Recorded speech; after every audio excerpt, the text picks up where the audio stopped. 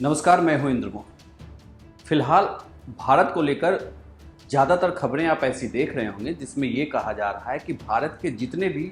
पड़ोसी देश हैं उन्होंने भारत पर अपने तरीके से दबाव बनाना शुरू कर दिया। चाहे वो चीन हो,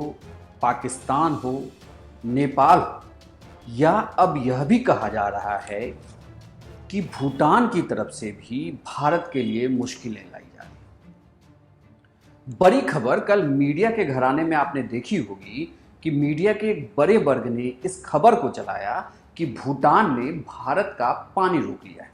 जिसकी वजह से कई हजार किसान प्रदर्शन करने को मजबूर हैं। इस खबर को आपने कई वेबसाइटों पर भी देखा होगा, यहां तक कि कई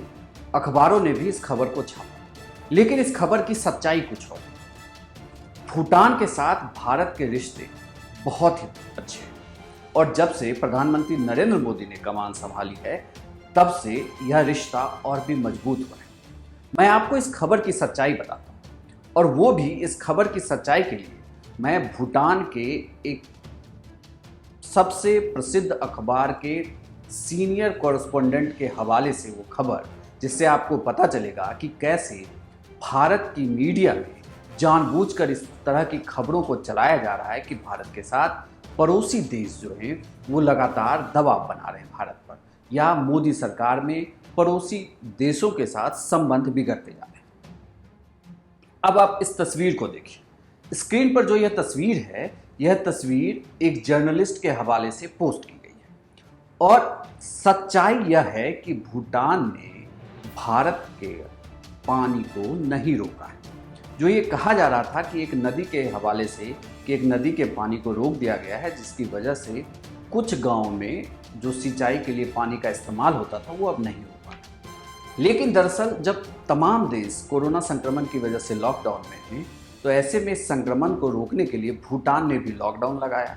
और इसी लॉकडाउन को लगाने के क्रम में उन्होंने जो नदी का पानी भारत आता था उसे रोका। पहले असम के कुछ किसान भूटान जाकर इस नदी के पानी को अपने खेतों की तरफ मोड़ते थे या अपने गांव की तरफ मोड़ते थे, लेकिन चूंकि लॉकडाउन है इस वजह से सीमाएं बंद हैं और वो वहां जा नहीं पाए, जिसके बाद ये खबर निकल कर आने लगी कि पानी रोक दिया गया। लेकिन अब आप इस तस्वीर में देखिए, साफ हो जाएगा कि कैसे अब भूटान के ही लोग लगातार इस प्रयास में हैं कि असम को उसके हिस्से का पानी मिल सके, ताकि जिन गांव में इस नदी की वजह से सिंचाई का काम चलता है वह आसानी से हो सके। और दूसरी एक दिक्कत यह भी है कि कुछ प्राकृतिक रुकावटों की वजह से भी नदी की धारा दूसरी तरफ मुड़ गई है, जिसकी वजह से यह पानी आसानी से इन गाँव में सिंचाई के लिए उपलब्ध नहीं हो सका। इसी वजह से गांव वालों को भूटान जाना होता और वहां जाके उस नदी से रास्ता बना। हालांकि खबर यह भी आई कि कुछ गांव वालों ने प्रदर्शन भी किया है, लेकिन आपको ये बता दूं कि